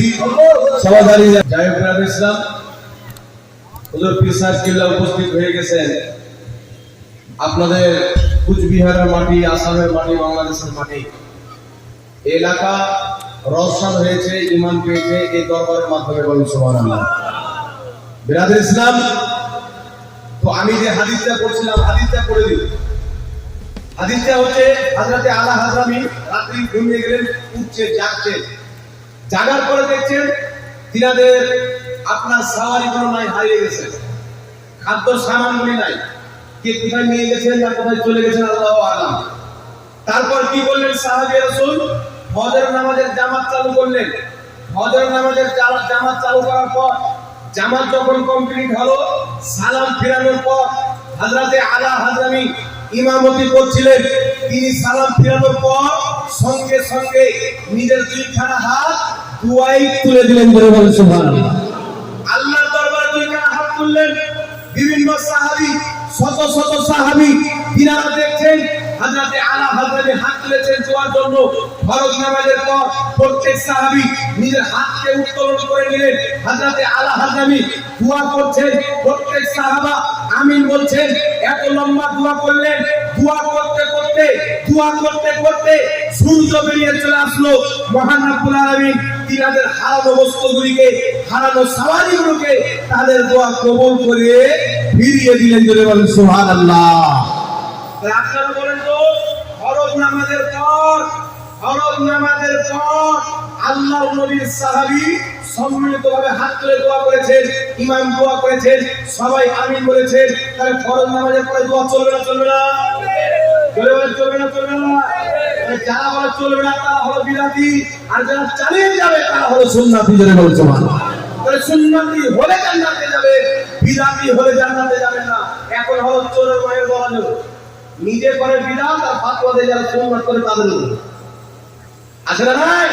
তার কারণে বিরাদর ইসলাম, আমি চ্যালেঞ্জ দিয়েছি, যদি আপনাদের কেউ ওখানে সমর্থবান ব্যক্তি থাকেন, কলেজের পহস থাকে, তার বাড়ি হচ্ছে আপনার জলঙ্গিতে ব্রাদার হোক, তার জলঙ্গিতে চ্যালেঞ্জ করেছি, তার গ্রামে গিয়ে চ্যালেঞ্জ করেছি, বেটা তুমি তো বহুত চিল্লাবাজ বাহাত করেছো, তোমার হিম্মত যদি থাকে আহলে সুন্নাত ওয়াল জামাতের সাথে একটিবার বসে থাকো, এমন বাহাস হবে ইনশাআল্লাহ তোমাকে বাহাস শব্দটাই ভুলিয়ে দেওয়া হবে। বাহাস শব্দটা তোমার মনে থাকবে না। আর এমনিতে বহরম করে মেন্টাল ওষুধ খায়, আমাদের সাথে একবার বাহাস হয়ে গেলে কমপ্লিট পাগলা হয়ে যায়।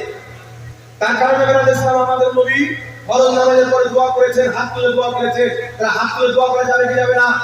আমার নবী বলেছেন, মুসলমান যেখানে জমা হবে তোমরা সবাই মিলে হাত তুলে দোয়া করবে, আল্লাহ তোমাদের হাতকে কোনোদিন ফিরিয়ে দিবে না, 100% কবুল করবে। জোরে বলতে হবে সুবহানাল্লাহ। তাই জালসাতে গিয়েছে সম্মিলিত দোয়া করেন, নামাজের পর সম্মিলিত দোয়া করেন, দাফনের পর সম্মিলিত দোয়া করেন, মসজিদে সম্মিলিত দোয়া করেন, খানকাতে সম্মিলিত দোয়া করেন। আর যেখানে মুসলমান জমা হবে সেখানে আমার নবীর হাদিস মোতাবেক সম্মিলিত দোয়া করা জায়েজ হবে। বলে বলেন সুবহানাল্লাহ। এইবার চলেছেন বিরাদর ইসলাম, আমি আপনাদের মূল্যবান সময় নষ্ট করব না, যেহেতু হুজুর কিবলা এখানে চলে এসেছেন, একজন পীর মানুষ, বুজুর্গ ব্যক্তি, তিনাকে বসে রেখে আমার আলোচনা করার শোভা পাই না। তো যেহেতু আল্লাহর একজন বান্দা এসেছেন, আমার একটু বক্তব্য শুনে আপনারা ইনাদের ব্যাপারে, নামাজের ব্যাপারে বুঝতে পেরেছেন তো? এইভাবে হাত তুলে হাত রাখবেন কোথায়? নাভির নিচে। কেউ যদি বলে বুকের উপরে হাত রাখার সহি হাদিস আছে, বলবে যে আমাকে দেখাস না, ঝাড়খণ্ডের বলবে যে হাদিসে দেখা 5 লাখ টাকা পাবে। বুঝতে পারছেন কথা আমার? বলতে পারবেন তো? হিম্মত থাকে তো আমাদেরকে দেখাবে, সাধারণ লোকে কি দেখাচ্ছে? কি বলেন? তাই বুকের উপরে হাত মারার একটা সহিহাদিস, যে নবী বুকের উপরে হাত মেরেছে, আমার বেঁচে থাকা উচিত চ্যালেঞ্জ হলো একটা সহিহাদিস দিয়ে দাও, 5 লাখ টাকা নিয়ে যাও। কেমনটা হবে না? 1.5 বছর ধরে চ্যালেঞ্জ করছি, 3 জন চ্যালেঞ্জ অ্যাকসেপ্ট করেছে। হাদিস পাঠাচ্ছে জয়ীব জাহাজ। সহি হাদিস নাই তো পাবে কোথায়? কিন্তু আল্লাহর শুকরিয়া আদায় করে ইমামে আযম আবু হানিফা রাহমাতুল্লাহ আলাইহির দৃষ্টিতে দেখেন আল্লাহ পাক তিনাকে কত ক্যাটাইলিং দান করেছে। ইমামে আযম আবু হানিফা বলছেন নাভির নিচে হাত বাঁধতে হবে। আমরা যখন খুঁজি আমার নবী নাভির নিচে হাত ধরেছে, সহি হাদিসে আছে সাহাবায়ে কেরাম নাভির নিচে হাত ধরেছে, এটা সহি হাদিসে বিদ্যমান আছে। সুবহানাল্লাহ। এইবার চলাচল বিরাদের ইসলাম, এখন কিছু লোক রয়েছে, নাম কি? আলে হাদিস। আচ্ছা বলেন তো বাবা, এই জিনিসটার নাম কি? জি, পানি বলেন তো আপনারা। ইংরেজিতে কি বলে? আরবিতে কি বলে? মাউন। কি বলে? আরবিতে মাউন, ইংরেজিতে ওয়াটার, বাংলাতে পানি, আর আপনার ফার্সিতে বলা হয় আব। আব মানে পানি। চারটা ভাষায় 4 রকম নাম হলো, কি হলো না? জোরে বলেন। এখন মৌলভী জাহাঙ্গীর ফতোয়া দিচ্ছে যে পানি পান করা যায়, ওয়াটার পান করা হারাম। তাহলে মানুষ কি মনে করবে? আমি ঝাড়খণ্ডের রাঁচিতে ভর্তি করতে হবে পাগলাখানায়। সেখানে যদি না হয় তাহলে আপনার ওই যে ভারতের সবচেয়ে বড় পাগলাখানা কোথায় আছে? এই তাজমহল কোথায় আছে? আগ্রা। আগ্রাতে সবচেয়ে বড় পাগলাখানা আছে, ওখানে ভর্তি করতে হবে। কি বলে?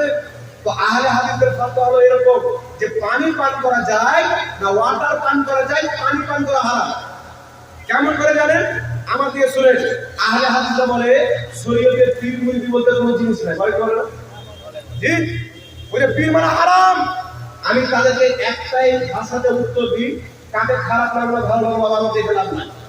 যেমন আটেক হবে, বল হবে, তেমন ছক্কা হবে। কি বলে? বলে পীর মানে যাবে না, কোন কিতাবের মধ্যে নাই, পীর মানে হারাম।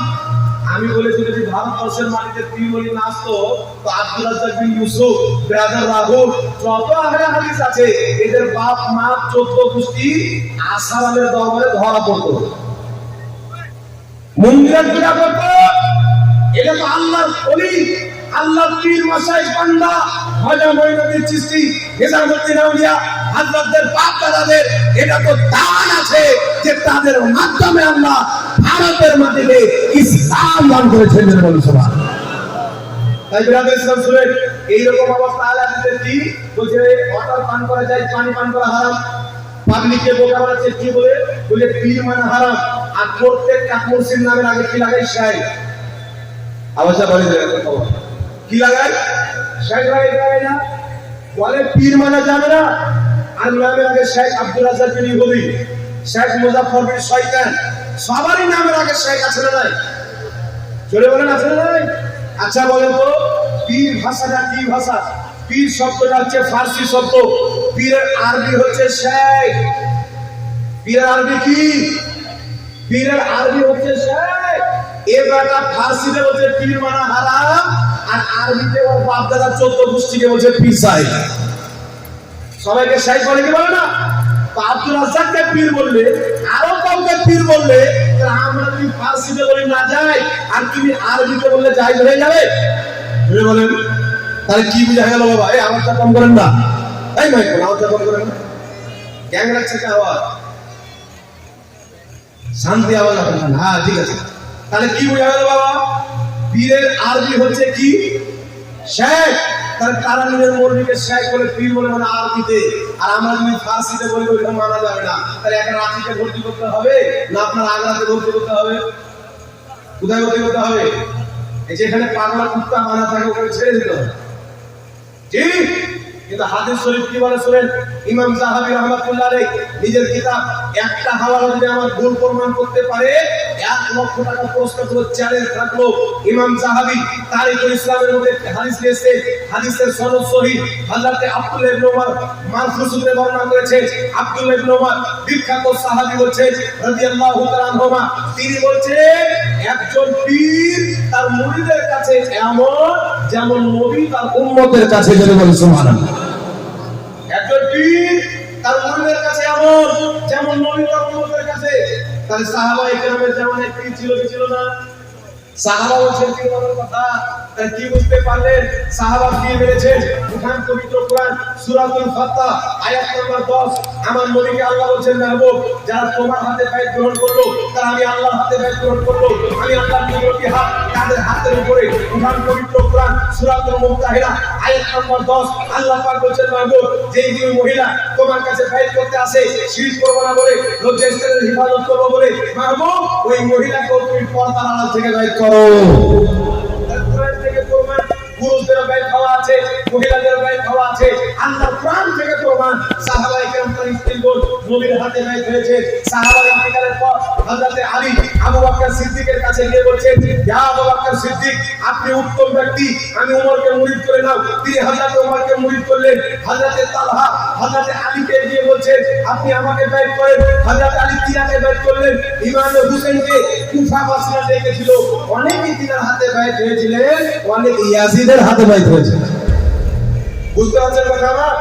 তার কারণে আমাদের মাযহাবের ইমামে আযম আবু হানিফা, ইমাম জাফর সাদিকের মুরিদ, বড়পীর আব্দুল কাদের জিলানী, আবু সাঈদ মাকতুমের মুরিদ, হযরত খাজা মঈনুদ্দিন চিশতি, খাজা উসমান হারুনের মুরিদ। আর দুনিয়াতে যত আল্লাহ ওয়ালা আছে সবাই পীর মাননে ওয়ালা আছে, বল সুবহানাল্লাহ। কেউ যদি আপনাকে বলে পীর মানা যাবে না, এই হচ্ছে ঈমান চোর। বুঝতে পারছেন? ওয়াহাবি বলে পীর মানা যাবে না, পীর পারে না। ওকে বলবে যে তোর বাপ আব্দুল রাজ্জাককে শেখ আব্দুল রাজ্জাক বলছিস কেন? শেখ মানে তো পীর।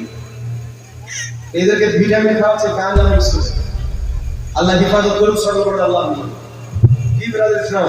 তার কারণে ইমাম ফখরুদ্দিন রাজি কোরআন পাকের বিখ্যাত তাফসীরে কবির 11তম খণ্ড 198 পৃষ্ঠা বাইরুত লেবাননের ছাপ, তিনি বলেছেন নিজের জামানা সমস্ত হক্কানি পীর মাশায়েখদের ইজ্জত অন্তরে রেখে একজনের হাতে বাইত হতে হয়, জেনে বলেন সুবহানাল্লাহ।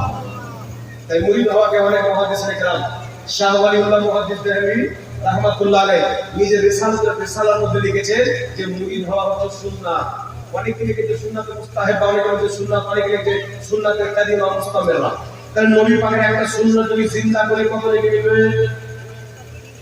শহীদের দরজা মিলে বলুন সুবহানাল্লাহ।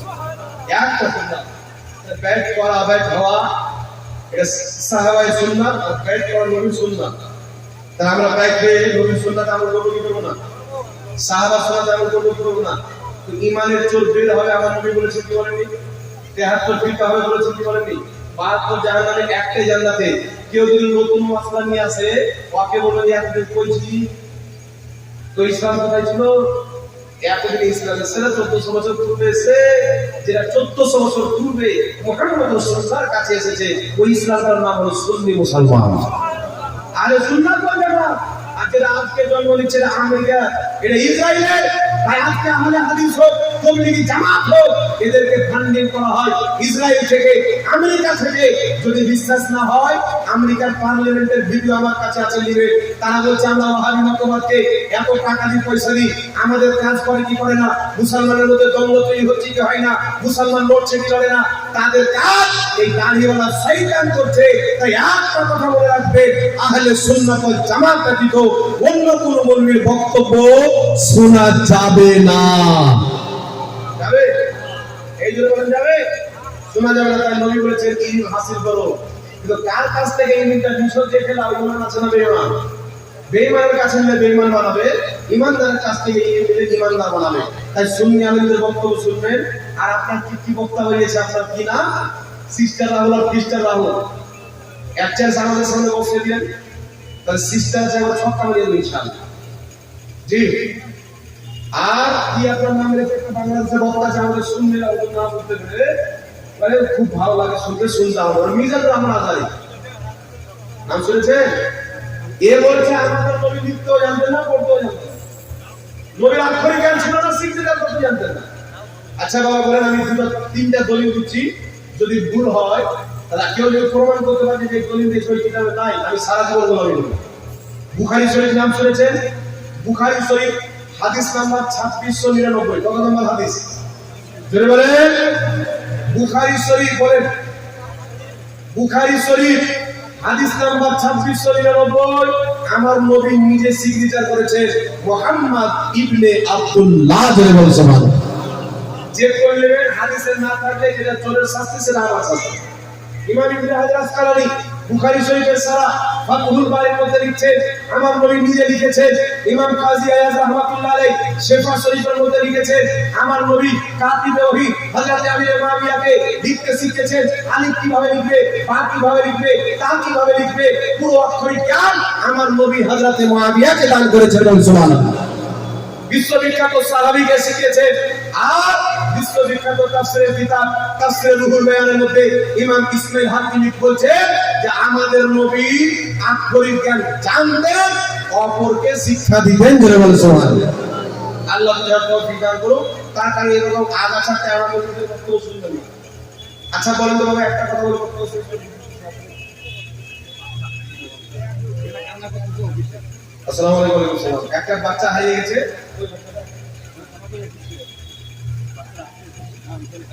বাচ্চা একটা কান্না করছে, পরে বাচ্চা যদি হারিয়ে থাকে তাহলে ফেলে নিয়ে যাবে, পাওয়া গেছে কমিটির কাছ থেকে এসে নিয়ে যান। যাই হোক, রাজেশ রাজ কি বলতেছিলাম ভুলে গেলাম নাকি? যাক, হুজুর চলেছেন, ভুলতে হবে নাকি বলেন? বেশি বলা ছিল কি বলছিলাম? তাহলে বলেন তো বাবু, বুখারী শরীফের হাদিস আছে নবী নিজে সিগনেচার করে 26 শরীফের মধ্যে বের করে দিয়েছেন। তাহলে বুখারী শরীফের হাদিসে যদি পেয়ে যায় যে আমাদের নবী নিজে সিগনেচার করেছেন, আর কিছু টাকার দরকার আছে? আমার সাথে যোগাযোগ করুন, একটা পুরো বই লেখা আছে। নবী পাক সাল্লাল্লাহু আলাইহি ওয়াসাল্লাম কি নিরাপদ ছিলেন? এতগুলো দলিল দেওয়া আছে, সারা দুনিয়ার লামাজারিকে দাফন করা হবে। আহলে সুন্নাত ওয়াল জামাতের আকীদা যে ঠিক, এটা কোরআন থেকে প্রমাণ করা আছে, হাদিস থেকেও প্রমাণ করা আছে। বলেন সুবহানাল্লাহ। তাই ইবনে মাজার হাদিস আমার নবী বলেছেন, বইস্ত মুআল্লিমান, আমি পৃথিবীর শিক্ষক হয়ে এসেছি, ছাত্র হয়ে না। আমার নবীর লেখার কথা বলো। আমার নবী যদি ইশারা করতে গাছপালা লিখতে আরম্ভ করে দিতেন। বলেন সুবহানাল্লাহ। যেই নবীর ইশারায় চন্দ্র বিটুকরা হতে পারে, যেই নবীর ইশারায় সূর্য ফিরে আসতে পারে, যেই নবীর ইশারায় পাথর কর্মা করতে পারে, সেই নবীর ইশারা করলে গাছপালা লিখতে পারে কি পারে না? তার নবী লিখতে জানতেন, এটা পাগলা করতে ছাড়া কেউ বলতে পারে। আর এই ধরনের দাড়ি শয়তান থেকে ঈমানকে বাঁচিয়ে রাখবেন। আহলে সুন্নাত ওয়াল জামাতের আলিম ওলামার বক্তব্য শুনবেন, আমাদের নাম্বার রাখবেন, যোগাযোগ রাখবেন, প্রশ্ন মশাই জিজ্ঞাসা করবেন। কোন রিসিভ না হলে হোয়াটসঅ্যাপে লিখে পাঠাবেন। বুঝতে পেরেছেন তো কথা? ঠিক। তাহলে কোন দলটা জান্নাতে বুঝতে পারলেন বলেন তো? বলেন, আপনাদের দাওয়াত আছে নাকি? এই হাত তুলে বলেন কোন দল জান্নাতি? সবাই মিলে হাত তুলে বলেন আহলে সুন্নাত ওয়াল জামাত জান্নাতি। নারে তাকবীর, নারে রিসালাত, মাসলাকে আহলে সুন্নাত ওয়াল জামাত, মাযহাবে ইমামে আযম, দ্বীনে ইসলাম, পীর কাদম। আল্লাহ তাআলা তৌফিক দান করুন। হায়াত বাকি তো মুরাকাত বাকি। বাবা এক সপ্তাহ থেকে জ্বর আর কাশি, কষ্ট করে যতক্ষণ হোক আলোচনা রাখলাম। হুজুর চলে এসেছেন, হুজুর আখির মোনাজাত আপনারা নিয়ে এখান থেকে রওনা হবে। আর দেখছেন আমাদের পুলিশ সাহেব, জি এই লোকটা বলে দাওয়াত সেলিব্রিটি দাঁড়িয়ে সমাজে কি দিয়ে যাবে। যাক, এখান থেকে আমাকে বীরভূম যেতে হবে। আমি নিজের বক্তব্য এখান থেকে দিতে করছি ভাষার মাধ্যমে। যদি কোনো ভুল ত্রুটি আঘাত পেয়ে থাকে ক্ষমা করবেন। যেগুলো আলোচনা করা হলো কঠোরভাবে আমল করবেন। একটি কথা মনে রাখবেন, হানাফি মাযহাব সত্য মাযহাব, শাফি মাযহাব সত্য মাযহাব, মালিকি মাযহাব সত্য মাযহাব। চারো মাযহাব সত্য। চারো মাযহাবের মধ্যে সেরা মাযহাব হচ্ছে হানাফি মাযহাব, আহলে সুন্নাহ ওয়াল জামাত, সুন্নি জামাত। ওয়া আখির দাওয়ানা আলহামদুলিল্লাহি রাব্বিল আলামিন। আসসালামু আলাইকুম ওয়া রাহমাতুল্লাহি ওয়া